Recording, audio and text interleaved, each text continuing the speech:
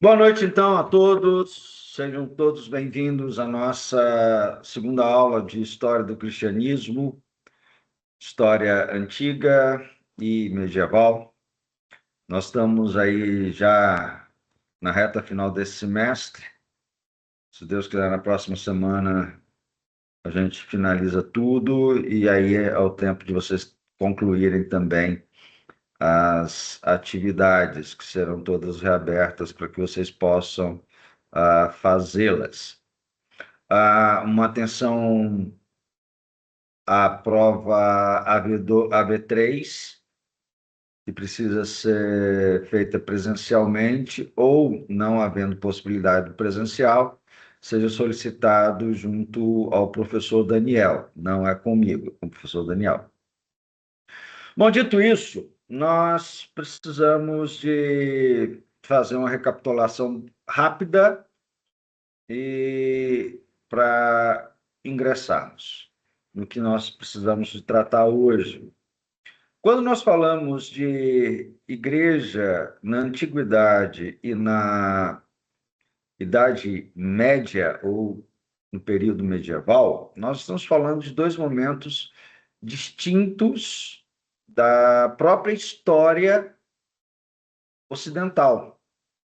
Uma vez que, quando nós falamos de antiguidade, nós podemos ir desde antes de Cristo, alguns séculos antes de Cristo, e alguns séculos depois de Cristo. Praticamente do século I depois de Cristo até o século V, nós temos o que nós podemos chamar de história antiga da Igreja, uma vez que ela pega o primeiro século, mas aquilo que vai ser chamado de patrística, que é um período tanto histórico quanto filosófico, em que os primeiros cristãos começarão a elaborar aquilo que é o conjunto da nossa fé a partir das interpretações e reinterpretações das Escrituras. Até o século V, porque no século V nós temos a queda de Roma, a queda do Império Romano do Ocidente, e inicia-se, então, o que nós chamamos de Idade Média, que vai até o finalzinho do século XV, início do século XVI. Então, nós temos um período aí grande de tempo para tentar percorrer hoje. Eu sei que é bem puxado, é bem corrido, mas nós precisamos de... A gente precisa de...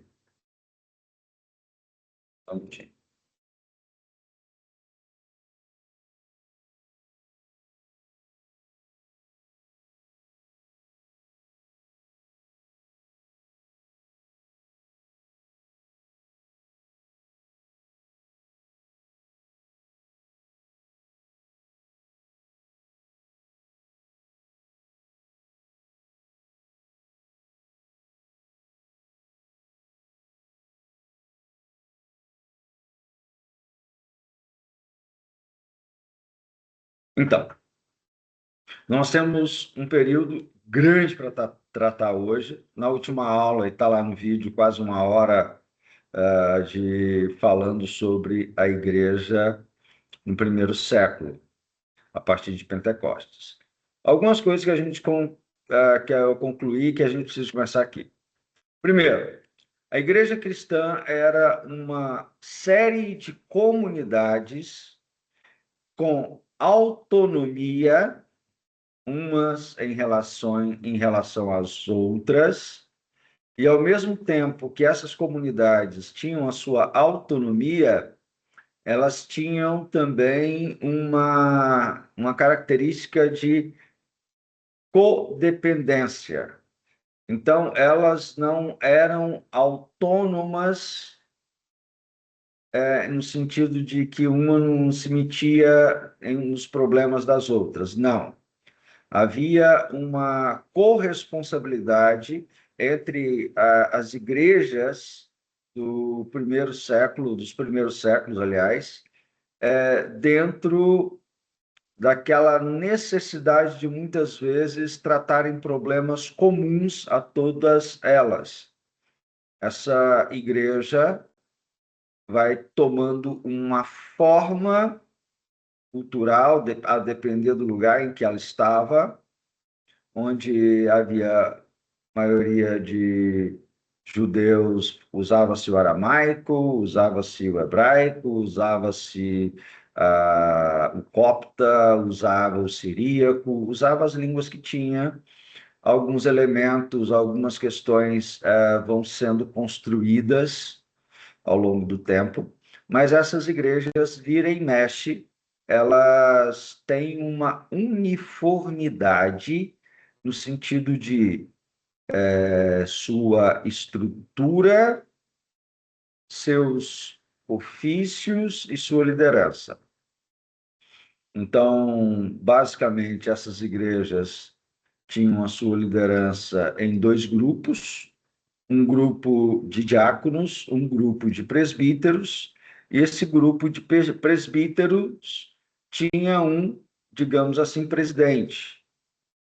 E com o passar do tempo, esse presidente ganha o título de bispo, ou seja, cada cidade tinha um bispo, um pastor presidente, poderíamos chamar assim, que gerenciava todos os demais presbíteros, bem como todos os diáconos.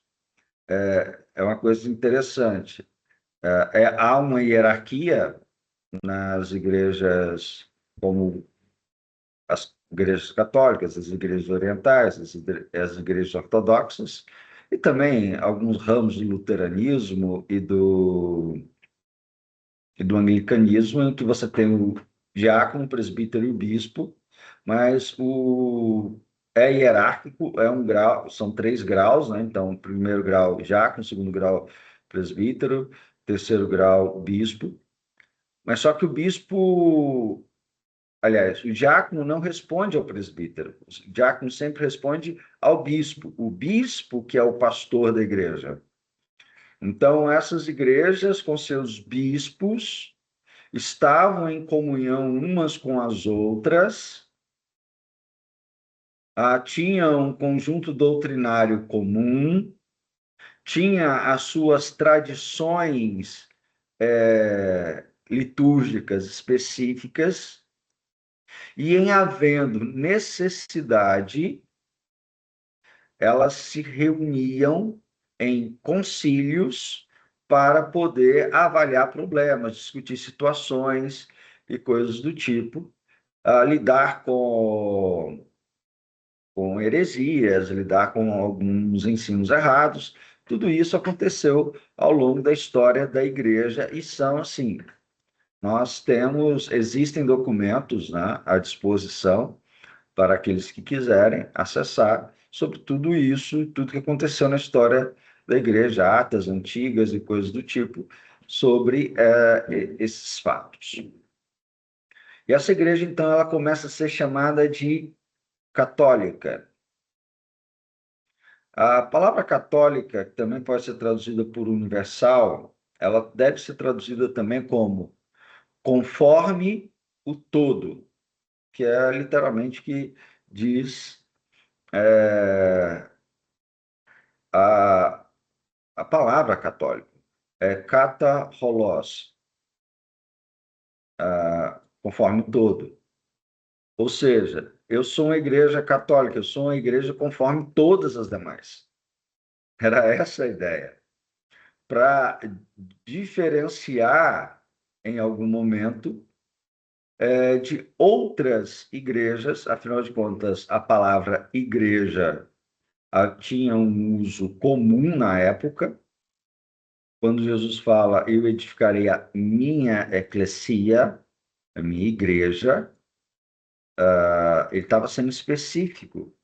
Ele não fala, eu vou sobre esta pedra, edificarei a igreja. Não, é a minha igreja. Para diferenciar de outras congregações, de outros grupos, de outros ajuntamentos de pessoas. Então, a igreja conforme o todo é essa igreja que vai ser universal, que estará presente em todo o mundo, em toda oikomenem, em todo o mundo habitado, que é o sentido da palavra ecumênico, em todo o mundo habitado. Nessa, nesse, desse modo, quando nós vemos Inácio de Antioquia escrevendo sobre a Igreja Católica, ainda no primeiro século, ele não está falando da instituição que nós temos chamada Igreja Católica Apostólica Romana.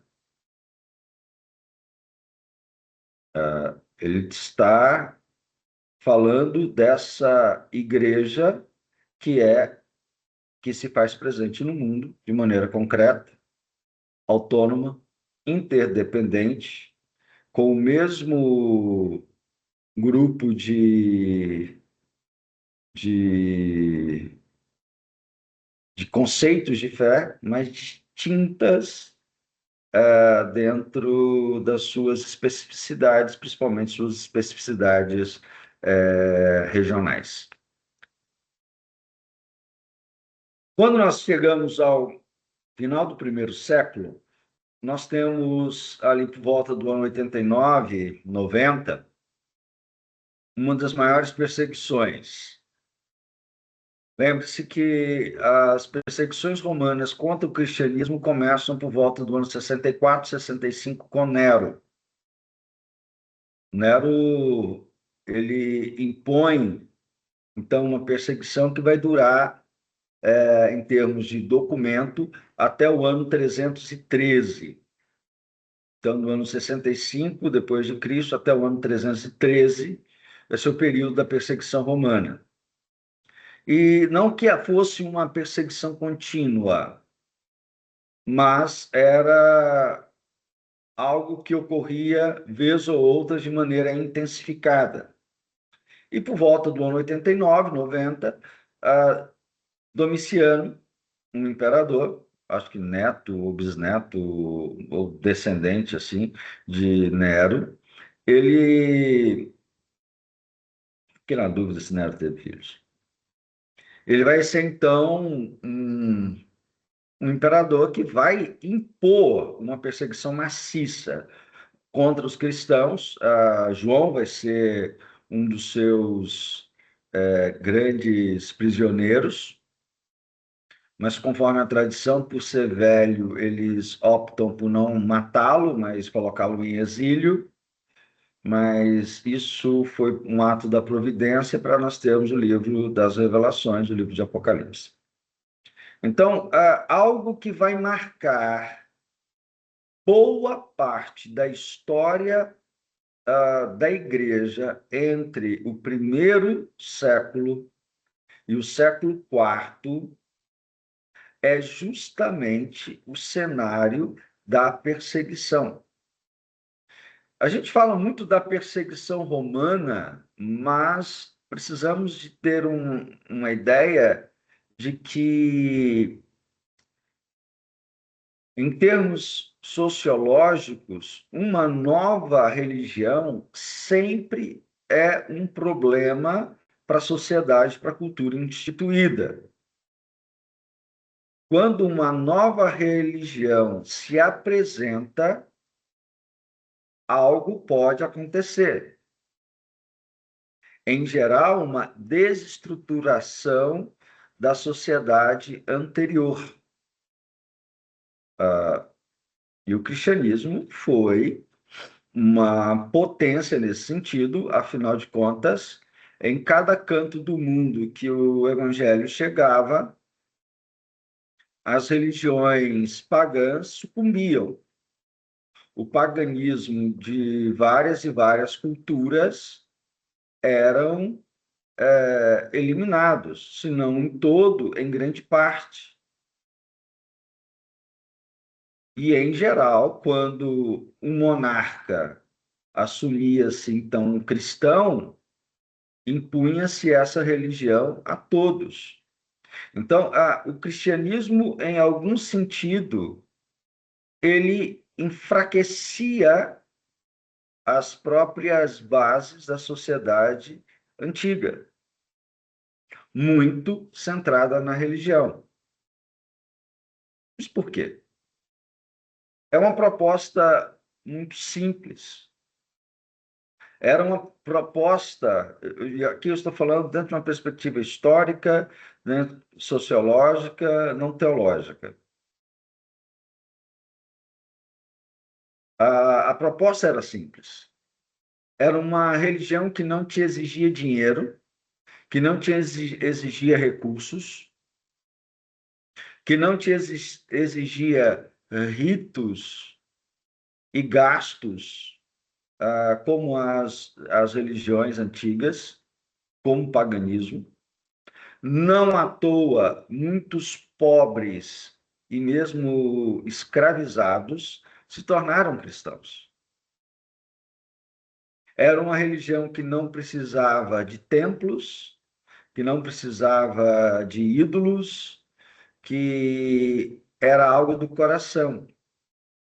E que, em algum sentido, superava em muito os deuses e as divindades do paganismo, principalmente a oferta da ressurreição e da vida eterna. Uma vez que as crenças comuns eram de uma morte, um estado de lamento. A morte era um estado de lamento. E agora vem a proposta de ser vitorioso sobre a morte. Afinal de contas, quando se pregava que Jesus venceu o Hades na ressurreição, principalmente aqueles que eram greco-romanos, eles se assustavam com isso, porque ninguém escapava de Hades, nem do seu Radu. Hades era intransponível. Todos os que tentaram tirar alguém do Hades fracassaram. E agora vem Jesus e vence o Hades. Vence o estado de morte. Então, nós vamos ter um impacto do Evangelho e da sua proposta religiosa totalmente diferente dentro do cenário, do cenário mundial, sabendo que nós temos referências diferenciadas. Por exemplo, eu passei para vocês um texto, já está no AVA, que é Eusébio de Cesareia. Eu pedi para vocês lerem um pouco mais de 20 páginas desse, para vocês terem uma ideia do que se cria acerca do que era a história da igreja no primeiro século, acerca da vida dos apóstolos e por aí vai. Então, nós temos vários testemunhos do evangelho chegando a cantos remotos para a época, longe ainda hoje. Por exemplo, quando você lê a carta de Paulo aos Romanos, você vê lá da tentativa de Paulo de ir à Espanha, ou seja, a Europa e o extremo oeste europeu. Ele queria chegar naquilo que era conhecido como os portões, ou melhor, os pilares do mundo, o lugar mais distante, os confins da Terra. Há evidências de que Paulo pode ter ido, sim, a Roma e voltado, e a partir do seu retorno, aliás, ir à Espanha e voltar, a partir do seu retorno é que ele é preso e morto por volta do ano 65. Há esses elementos. Nós temos informações de Tomé, de Mateus, indo próximo à Índia, à Pérsia, à Babilônia, chegando a cantos remotos. Mas o evangelho, ele era pregado, a igreja desenvolvia-se não apenas por meio daqueles cristãos famosos, mas de pessoas que não são desconhecidas ainda hoje, não serão até a eternidade. O evangelho, ele começa a ser difundido como uma proposta de vida, de uma proposta de relação com Deus, que escapa toda a institucionalização que existia à época,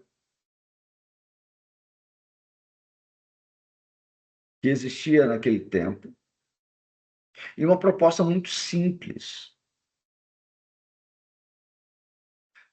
Nós vamos ter, então, não apenas pessoas pobres, é claro, homens de posse, de colocação social também vão se tornar cristãos.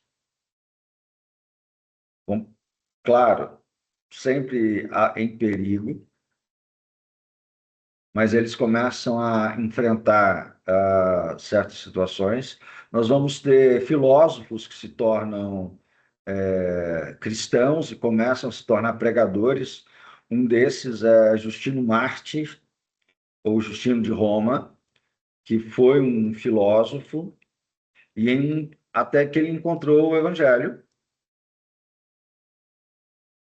converteu-se, tornou-se cristão e começou a ensinar o que ele chamava de a verdadeira sabedoria, a verdadeira filosofia.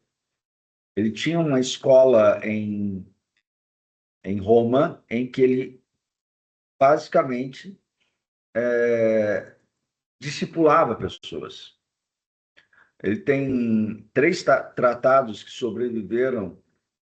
Então, se você quiser encontrar os escritos desse homem, eles ainda existem. São 2 defesas da fé aos imperadores da época e um diálogo, que é um discurso teológico chamado Diálogo contra Tifão. E aí é uma discussão entre Justino e um judeu que tenta destruir a fé cristã, e Justino rebate todas as questões que ele levanta. Bom, o evangelho, nesse período, ele vai, então, conviver com perseguições, com a universalidade do mundo, então as distâncias precisavam ser encurtadas. Só que ele vai conviver com algo que nós já começamos a ver nos escritos finais de João. Somente lá na primeira carta de João, quando ele diz que o anticristo já está presente no mundo. Os anticristos já estão presentes no mundo. Algo que a igreja vai ter que lidar em todas as suas fases são contra vários grupos heréticos, várias heresias. Então, basicamente, nós temos 2 grupos bem importantes.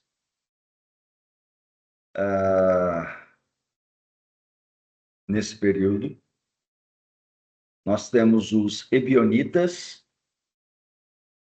e nós temos os gnósticos. Diferença e proximidade. Os ebionitas, por assim dizer, eles não criam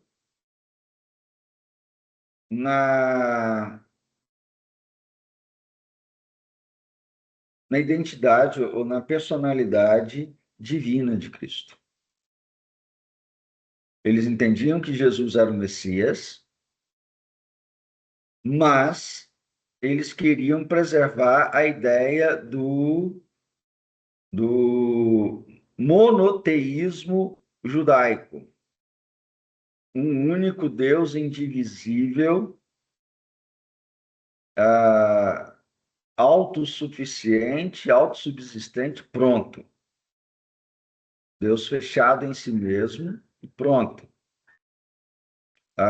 Então, eles entendiam que Jesus era o Messias, era um homem, que alguém muito especial, alguém enviado por Deus, que morreu e ressuscitou, mas eles tinham essa ideia muito fixa de que ele não era divino. Resultado disso, nós vamos ter uma tendência à negação da divindade de Cristo, à humanização de Cristo e a redução do evangelho a um princípio ético. Muito próximo dos ebionitas, nós vamos ter grupos de judaizantes, que nós já encontramos lá na carta aos Gálatas, onde Paulo tem que dar luva em ponta de faca para trabalhar com eles. Uma vez que eles estão ali um tanto quanto envolvidos com a tentativa de forçar uma conversão ao judaísmo daqueles que eram cristãos. E, em algum sentido, nós temos aí a construção de um legalismo que vai acontecer. Nesse movimento também, nós vamos ter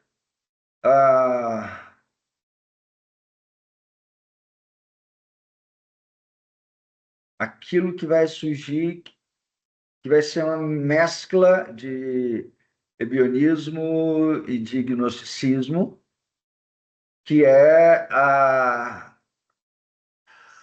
o docetismo. Porque ele vai começar a afirmar que Jesus não era homem, mas ele tinha aparência de homem. Docetismo vem do verbo grego dokel. Dokel é parecer algo, parecer alguém. Então, ele parecia ser homem, mas ele não era homem. Ele era um ser sobrenatural.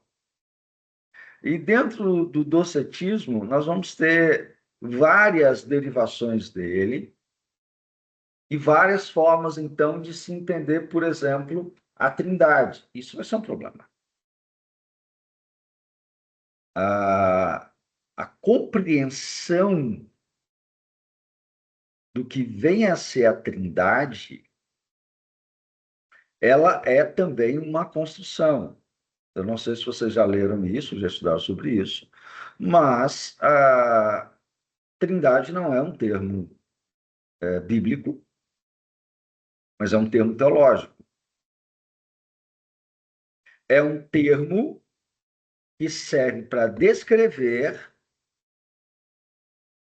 um dado da revelação.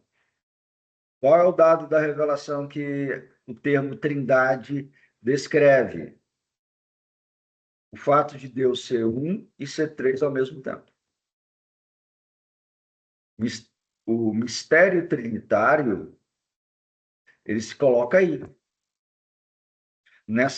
nesse ponto em que Deus, revelado no Antigo Testamento, é um, mas no Novo Testamento ele já se apresenta em três pessoas distintas e correlacionáveis, que estão em relação. Então, perceba, a, a fé cristã do primeiro e do segundo século, do segundo, do terceiro e do quarto século, eles vão ser o cristianismo estruturante daquilo que nós temos hoje. Estruturante.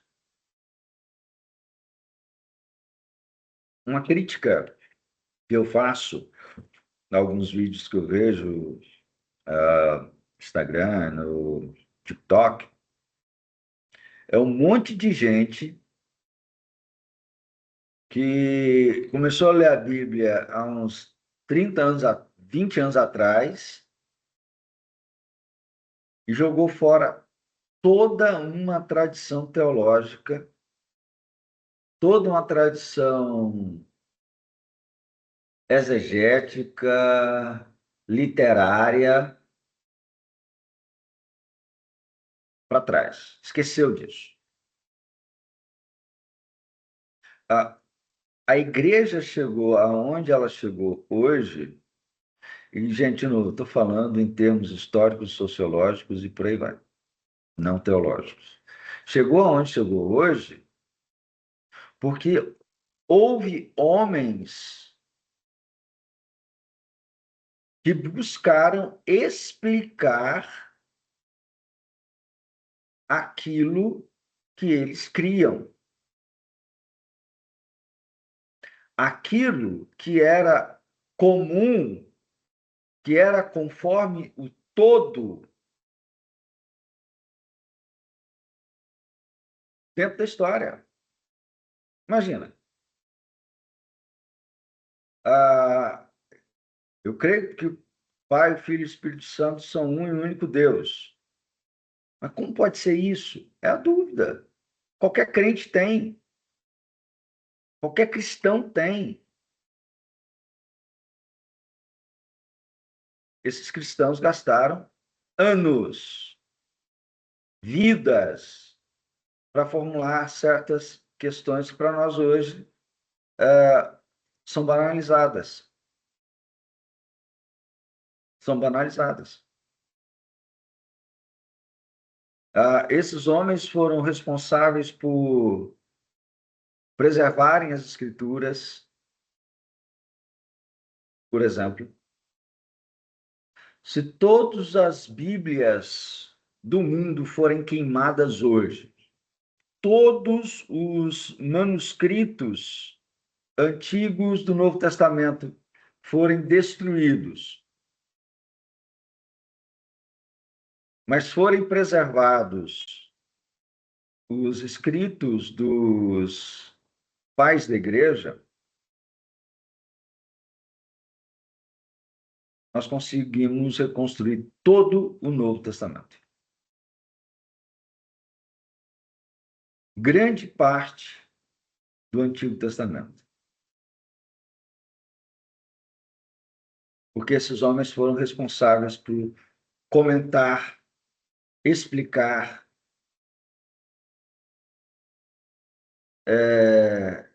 traduzir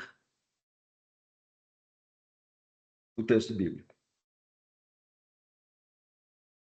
Eu diria, por orientação do Espírito Santo, melhorar o texto, redigir o texto, fazer a redação do texto, quer dizer, fazer a edição do texto.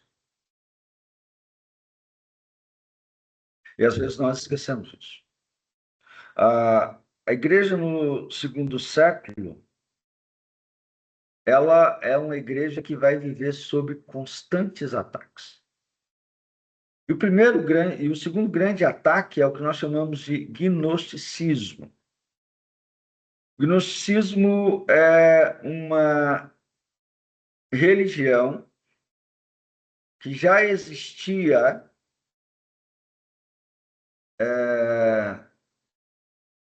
anteriormente,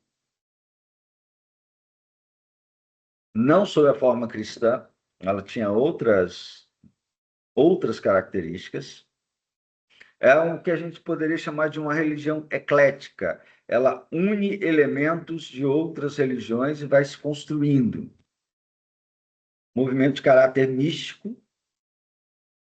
E, basicamente, ele tinha a seguinte ideia: existe um Deus supremo, absoluto, fonte de todo bem, e esse Deus ele tem emanações.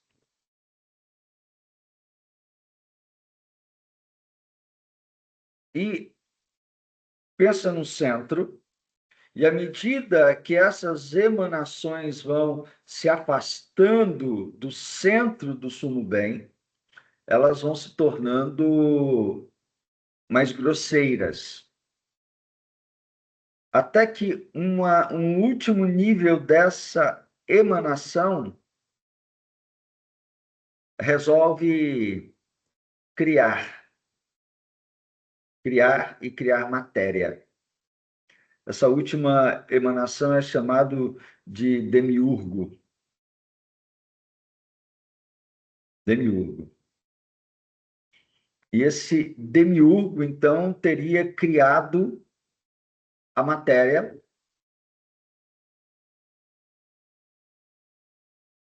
e emanações espirituais começaram a se encarnar. Então, as almas dos seres humanos são elementos próprios, são emanações da divindade, e começam agora a entrar em corpos, e corpos maus, porque a matéria é má, porque o demiurgo é perverso, a matéria é má, tudo que não é divino é ruim. Então, o grande esforço da humanidade é se libertar do corpo. Isso tem raízes no platonismo, isso tem raízes no pitagorismo, nas religiões de mistério gregas antigas, tá? Até que eles encontram o cristianismo. E Jesus é a grande imagem. É o Deus que se faz homem, é o Deus que morre e ressuscita. Então, portanto, ele tem verdades essenciais a apresentar, só que essas verdades não são para qualquer um. É para um círculo muito bem fechado. O cristianismo que eu e você professamos é um cristianismo de ralé. O gnosticismo é algo deveras tremendo. É quase subir a montanha. É um negócio assim de outro mundo. Só que eles têm um problema. Se a matéria é má, Jesus então não se encarnou. Ele tinha, como diz no docetismo, aparência. Então ele parecia ser gente, parecia que ele engravidou uma mulher, parecia que ele comia, parecia que ele bebia, mas aquilo era um espírito evoluído a uma situação que ele tinha a aparência de um homem. Ele não morreu de verdade, e quando ele aparece para Maria Madalena, é ele mostrando a sua aparência real, por isso que ela não o reconhecia. E uma série de conhecimentos secretos é que seriam, então, agora a chave da salvação. Começou-se, então, a confundir o demiurgo com Yahvé. Então, se você procurar nas redes sociais as palavras, a rede social não, no Google mesmo, demiurgo e Javé, eles vão dizer coisas horríveis, que o Deus das Escrituras é um ser amalucado, enlouquecido, perverso, que quer, que existe pela manipulação dos poderes vitais dos seres humanos, e por aí vai. Isso é gnosticismo. A versão mais light do gnosticismo que nós temos hoje é o espiritismo kardecista. É a forma mais light.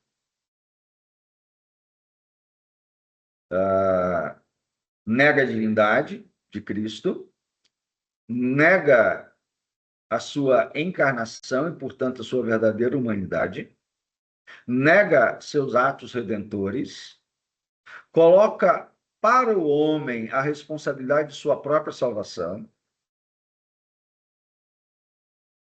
E essa salvação não diz respeito a nenhum ato meritório de Cristo, mas tem a ver com a capacidade que eu tenho de conhecer alguma coisa, de saber alguma coisa. E essa coisa que é revelado só para alguns poucos seres espiritualizados, elevados e por aí vai. Bom, o gnosticismo ele vai ser algo emaranhado na vida da igreja, mas extremamente combatido pela igreja. Um dos grandes nomes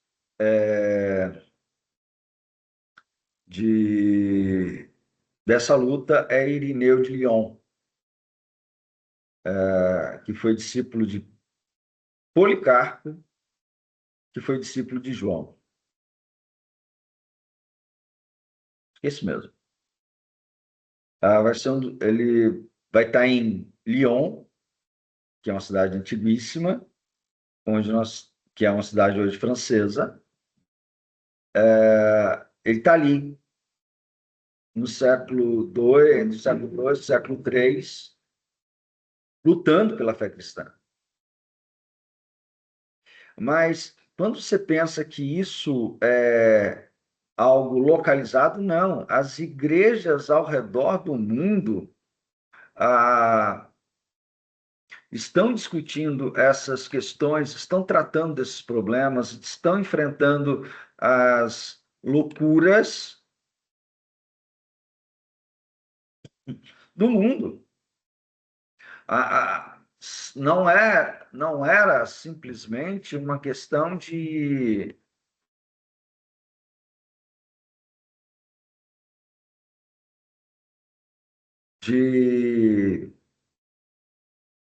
de um local, mas generalizado.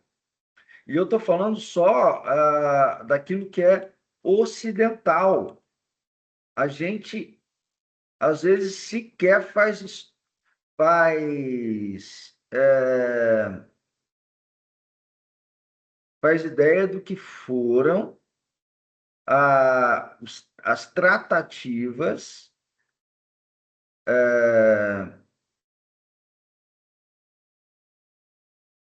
as tratativas da igreja, por exemplo, na Babilônia, na Pérsia, na Índia.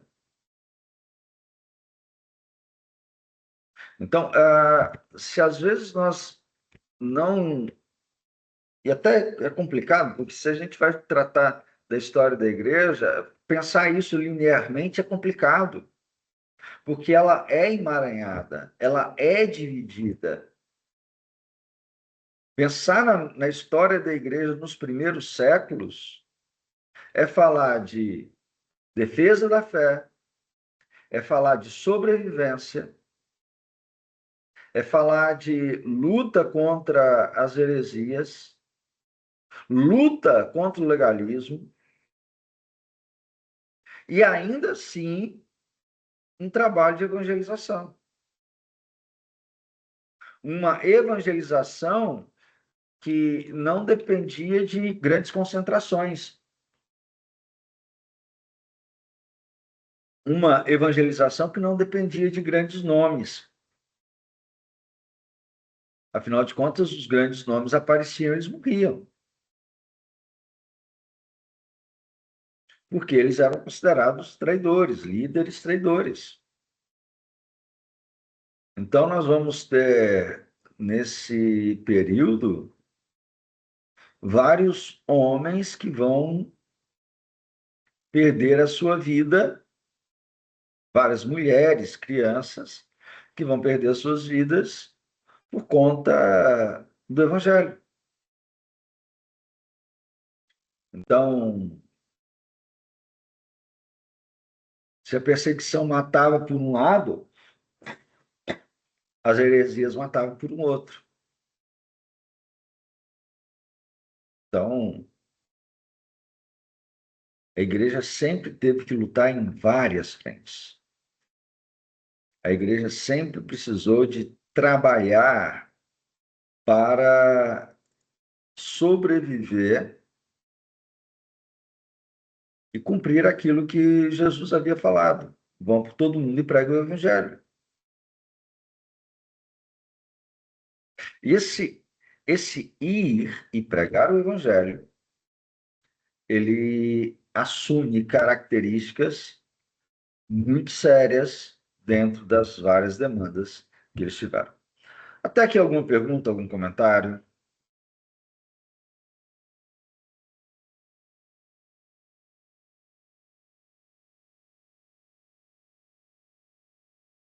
Bom,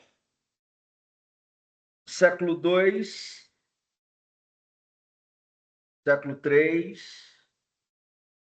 século IV. Nós vamos ter, então, um novo processo dentro da igreja. A sua institucionalização. Lembra que eu falei que cada igreja assume características culturais da sua região em que ela nasce? A igreja chegou no centro do Império Romano. E ela está ali, vivendo. A parte do mundo que pertencia ao Império era gigantesca. Grande parte da Europa, grande parte do norte da África, Oriente Médio, Ásia Menor. Então, havia uma estrutura mundial que culturalmente determinava muita coisa. E essa cultura é extremamente institucionalizada, hierarquizada, tem todas as coisas daquilo que a gente chama de burocracia. E aí é que as coisas começam a ter as suas alterações para aquilo que nós conhecemos como igreja hoje. Se nós somos um grupo institucionalizado e não há como ser cristão, ser igreja sem uma institucionalização,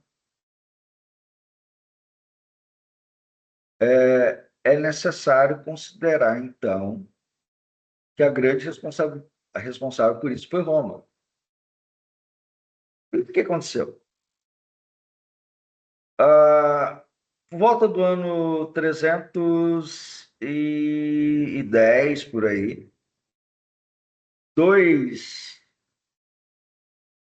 O governo em Roma era exercido por dois Césares. Eles tinham essas doidices. Às vezes tinham lá um triunvirato, dois Césares comandantes. Eram dois grandes generais e um deles era Constantino. Constantino, então, ele conta a história que ele ah, volta de uma região e vai para perto de Roma para um conflito com o outro César pelo poder.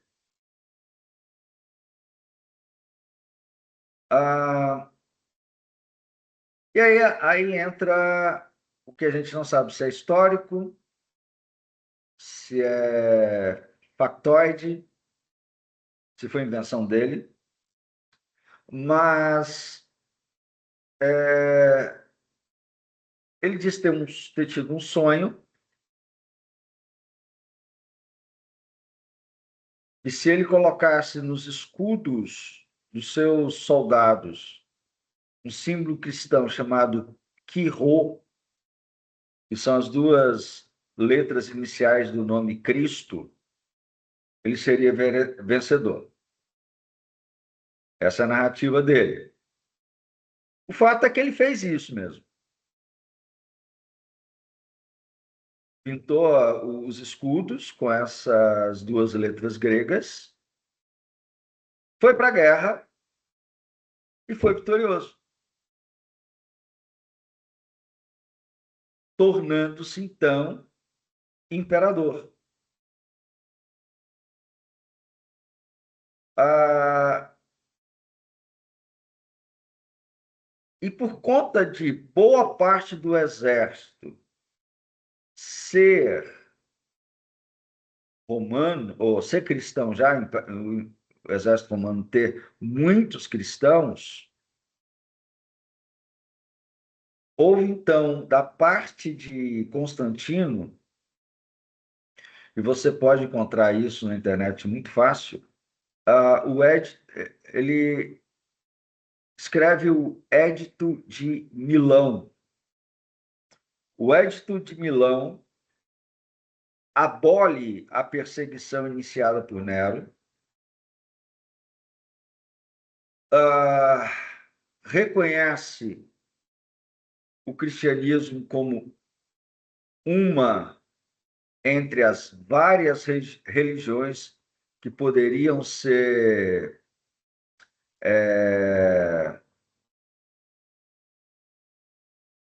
legítimas dentro do governo romano. A Roma, ele não tinha, o Império Romano não tinha o interesse de destruir as religiões dos povos. Eles eram muito pragmáticos e supersticiosos para isso. Pragmáticos, porque eles não queriam criar problemas com os povos conquistados, ou pelo menos mais problemas que eles arranjavam. Segundo, porque eles tinham medo, vai que esses deuses se voltem contra nós e nos arrasem. Então, pelo sim, pelo não, deixa o Deus com seu templo. Vai que ele também nos ajude em algum outro momento. Então, assim, existiam várias religiões lícitas dentro do Império Romano. O cristianismo se tornou apenas mais um. Obviamente, Constantino, por razões próprias, ah, começa a dar privilégios às igrejas, às comunidades cristãs. A sua mãe, ela vai ser uma mulher piedosa, ao que parece, ela se converte, sim, se torna cristã de verdade. Ela é chamada de Helena. Helena, então, ela vai fazer uma peregrinação em Jerusalém, e ela procura saber aonde as coisas aconteceram, onde a história de Jesus aconteceu. E com dinheiro ela manda construir capelas, monumentos em diversos lugares de Israel. Ah, o pessoal acha que é aqui que Jesus nasceu. Vai lá e constrói um templo. Ah, eles acham que é aqui que Jesus foi sepultado. Vai lá e constrói um negócio. Helena foi uma das responsáveis por isso. A mãe de Constantino.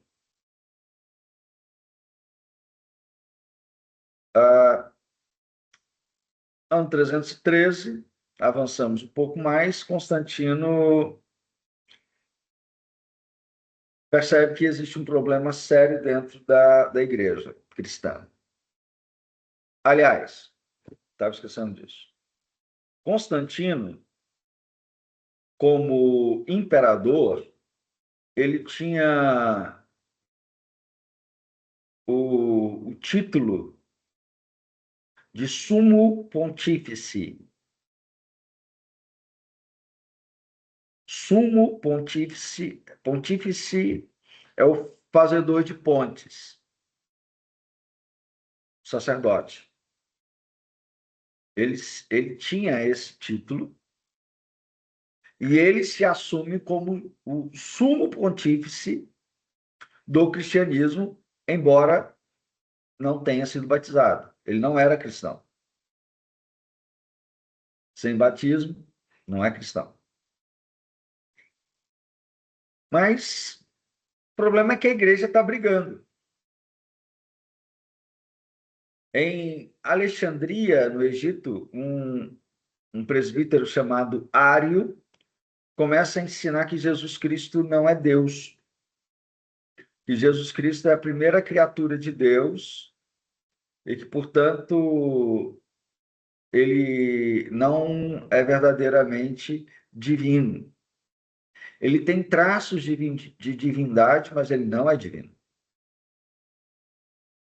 Essa briga começa a se alastrar na igreja em todo o mundo, em todo o mundo romano. Esse problema ganha contornos tão sérios, tão graves, que no ano de 325, o imperador Constantino ordena que os bispos do mundo se reúnam na cidade chamada Niceia, que era a capital provisória do Império Romano,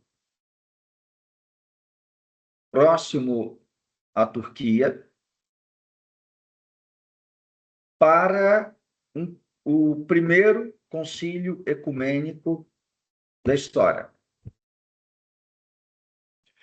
Se você pegar um documento chamado Denzinger, Denzinger é um documento da Igreja Católica, um livro com várias compilações de vários tratados, vários. Eu posso até mandar para vocês se vocês quiserem. Vários documentos antigos da igreja, atas antigos da igreja.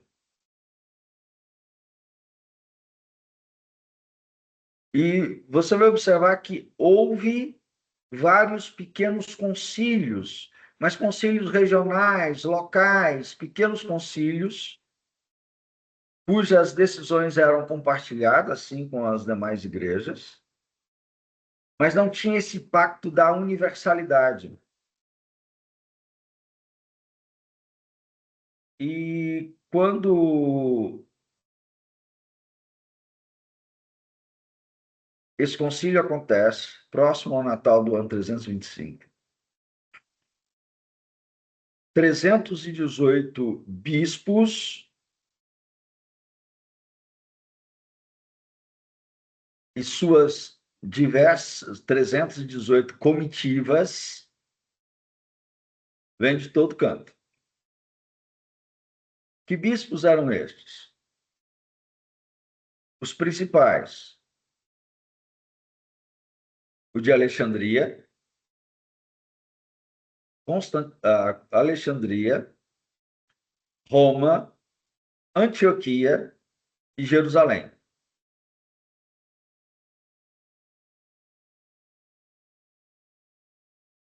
A pentarquia, as 5 principais sedes apostólicas ou sedes episcopais do mundo antigo. Então, essas 5 igrejas têm um caráter importantíssimo de serem as grandes regiões onde o evangelho existia, onde a igreja estava presente. Fora os outros 313 bispos de outros cantos. Então, houve bispos da Europa, norte da África, Ásia Menor, Palestina, e até mesmo de fora do Império. Foram semanas de conversas, debates,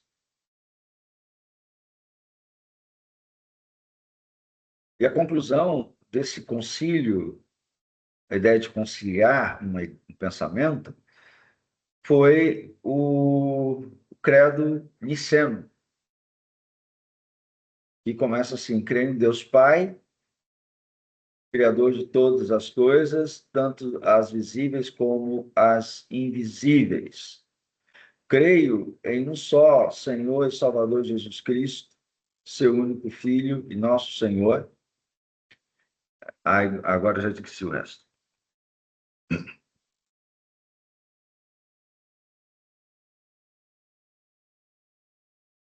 Me permitam ler aqui.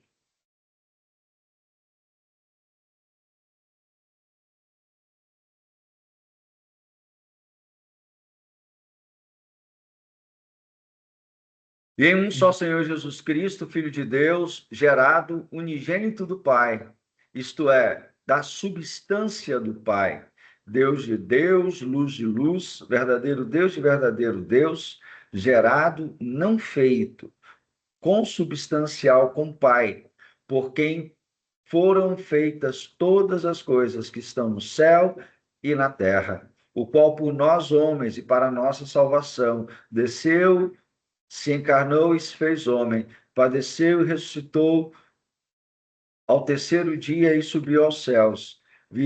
Ele virá para julgar os vivos e os mortos, e no Espírito Santo.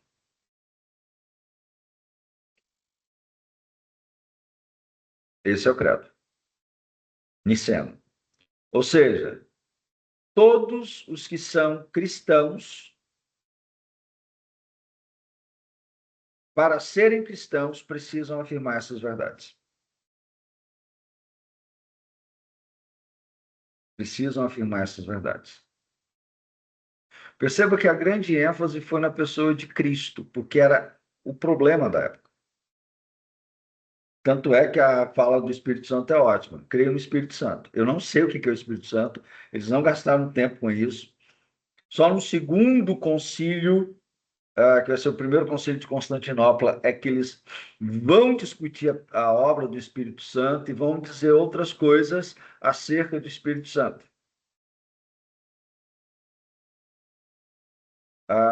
Nesse caso, criou-se uma ruptura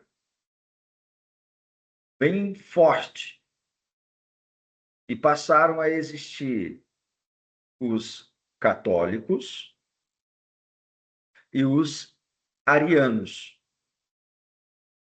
Esses foram 2 grupos que existiram durante muito tempo, comuns, mas a igreja que tinha a liberdade de existir era o cristianismo conforme o todo, católico. O cristianismo ariano era perseguido. Ele não era autorizado. Tanto é que o que vai acontecer?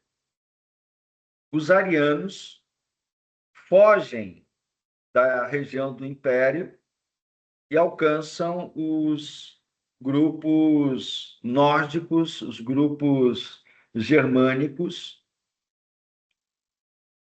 e vão para outros cantos do mundo e começam a pregar por lá o evangelho conforme eles entendiam. Comentários, perguntas?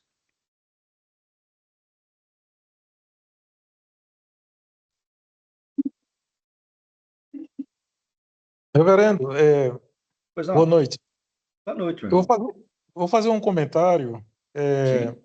talvez seja nessa linha, porque uma vez eu estava dando aula para uns jovens e adolescentes, inclusive meus dois filhos Uhum. estavam, e eles vibraram quando eu entrei nesse assunto, e Hum. depois eu me arrependi de ter entrado no assunto. Eu tentei fazer um paralelo entre Cristo Jesus e Hércules, né? Porque é bem parecido a história, a dinâmica, né? Aham.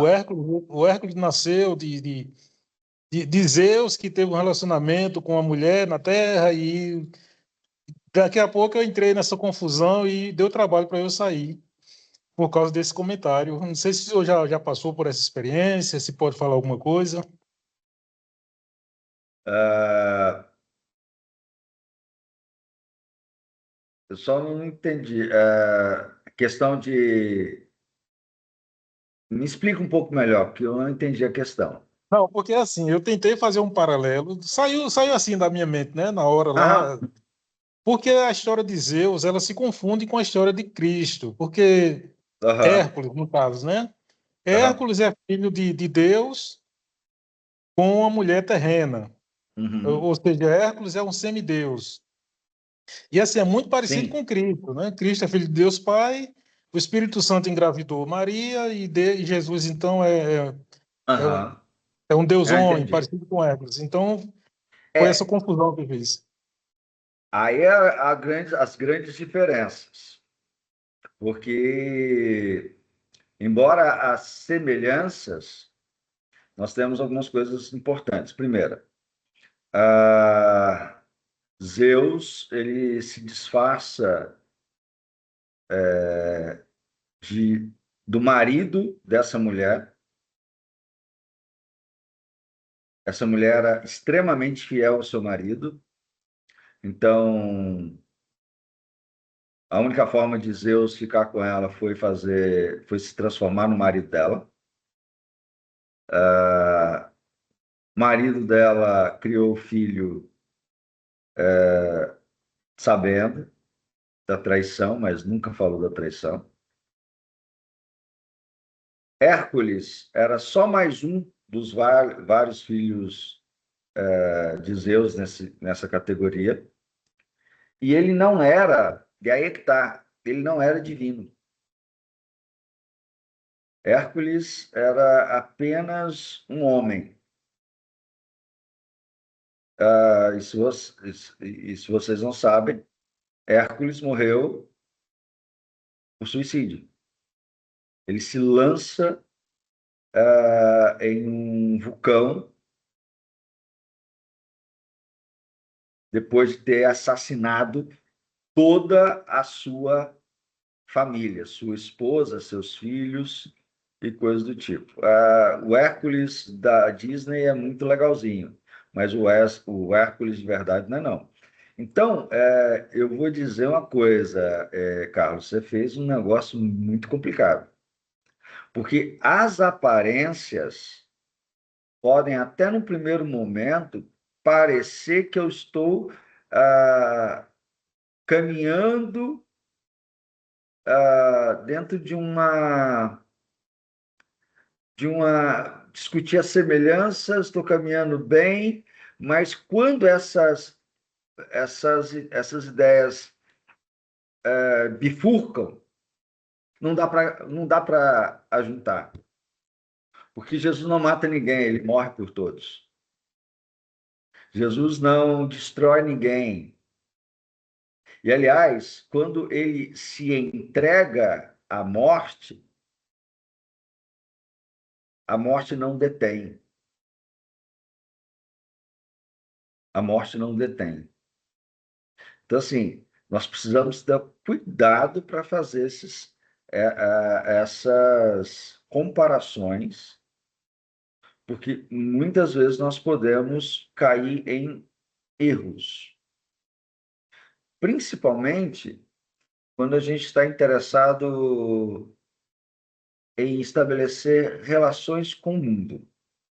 Deixa eu citar um exemplo. Vocês já ouviram falar de várias igrejas que optam por fazer evangelismo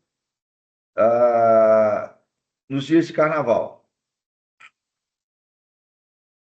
Como é que vai ser o evangelismo? Vamos colocar o nosso bloco da igreja na rua. Você criou uma confusão. Você criou uma confusão. Ah, mas se Deus quiser salvar, Deus quiser salvar, ele salva até sem você. Mas é confusão. Então a gente precisa ter muito cuidado, Carlos, e demais colegas, porque às vezes podemos ter problemas nas nossas comparações. Ok? Eu acho que não sei se eu respondi. Não, tá ok. Eu levantei lá o assunto, mas depois me arrependi Ah, e deu para encerrar também rápido também, não criou muita confusão, não. que bom. É, e algo que a gente. E é interessante que nesse período da igreja, coisas assim eram feitas. Por exemplo, você já ouviu falar que a árvore de Natal é, é uma festa, tem origem pagã? Sim, teve origem pagã. Mas qual que era a lógica dos cristãos da época? Vamos ressignificar isso. Vamos ressignificar isso. Por exemplo, como se diz domingo em inglês? Alguém sabe?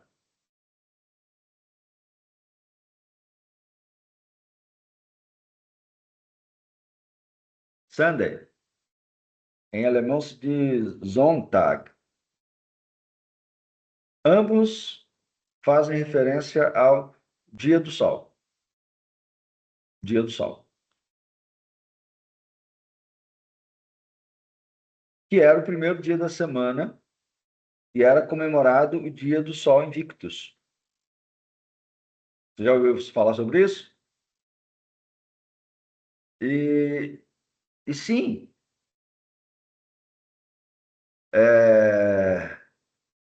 o dia do sol virou o dia do Senhor. A igreja já em Atos se reunia no primeiro dia da semana. Chegou no Império Romano, que existia um feriado semanal no dia do sol. Jesus Cristo é o sol da justiça.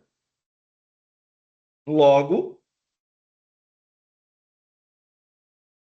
adorar no domingo é adorar o Senhor no seu dia. Aconteceu isso com a árvore de Natal. Aconteceu isso com a Páscoa. A gente não precisa de parar de dar presentes. Mas nesse período que coincide com a Páscoa cristã, que vocês comemoravam o Easter, nós vamos comemorar o Ostar, nós vamos comemorar a Páscoa.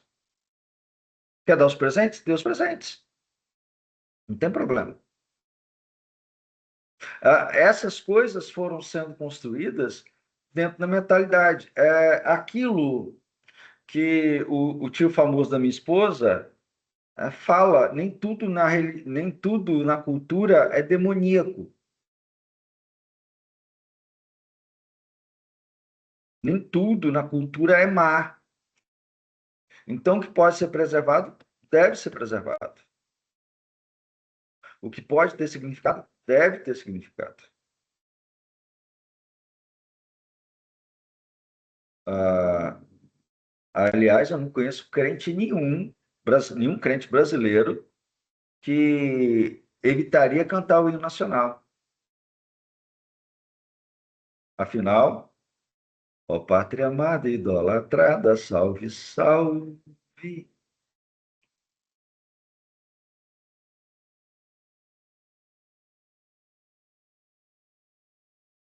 Há coisas dentro da nossa cultura que a gente precisa de tomar conta. Há outras que a gente precisa de evitar. Bom, Constantino morre, o seu filho ou neto é quem vai ser o responsável por declarar o cristianismo religião oficial do Império Romano. Não vai ser Constantino quem torna o cristianismo religião oficial. E sim, quando ele torna o cristianismo, acho que é Constâncio torna o cristianismo religião oficial, aí as coisas começam a apertar.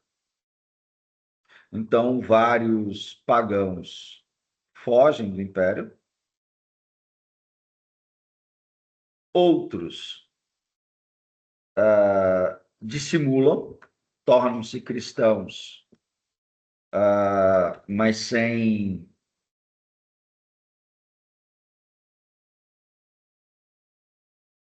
conversão, apenas se tornam cristãos. O próprio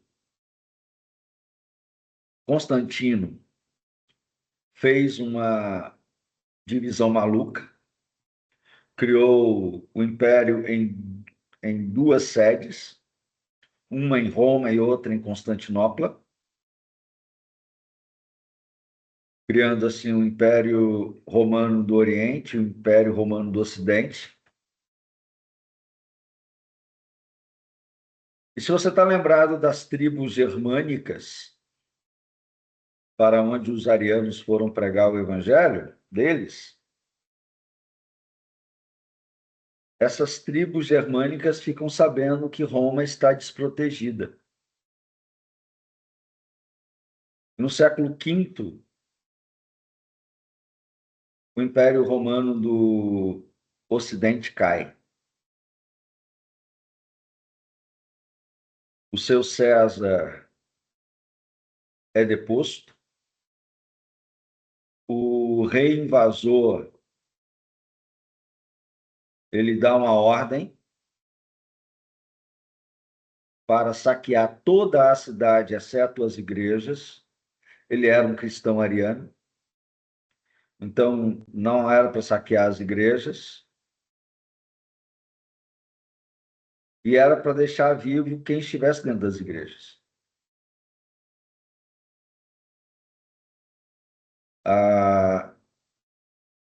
O Império ruiu, e a cidade de Roma não tinha liderança política, ou eles foram mortos ou fugiram. E uma coisa que jamais existe é vacância de poder. Nessa época, o homem mais poderoso e capaz de conduzir os sobreviventes em Roma era o bispo de Roma, carinhosamente chamado de papai, ou como a gente conhece, Papa.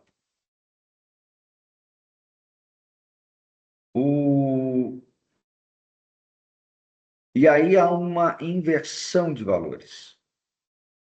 As igrejas do Oriente entendem que a igreja e o Estado são duas coisas diferentes e que podem se apoiar mutuamente.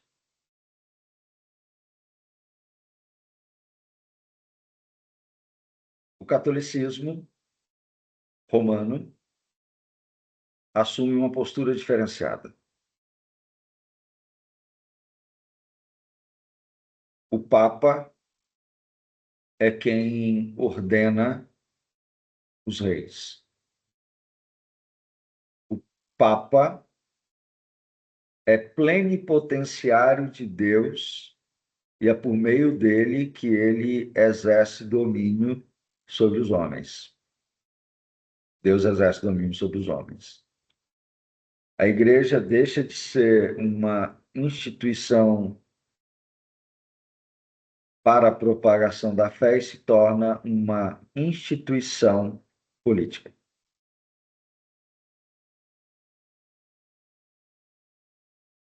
A queda de Roma vai trazer grandes catástrofes na cultura, na sociedade, na organização, na política, nas artes, na literatura. E nós vamos experimentar aí um tempo desolado até o início do século VIII, quando nós temos, por assim dizer, o início da Idade Média. Bom, por hoje é só. Na próxima aula, na segunda-feira, nós retomaremos a isso. Estou tentando concluir aqui as atividades de vocês, tá? Já tem a leitura de história para vocês. E eu vou separar os capítulos que eu quero que vocês estudem para a AV2 e AV3. Ok? Bom, meus caros, obrigado pela atenção de todos vocês. Deus abençoe. E até a próxima segunda-feira. E na segunda eu respondo quaisquer dúvidas que vocês tiverem. Hoje eu tenho um compromisso daqui a pouquinho, então não posso demorar muito, tá bom? Deus abençoe. Grande abraço. Deus abençoe, professor.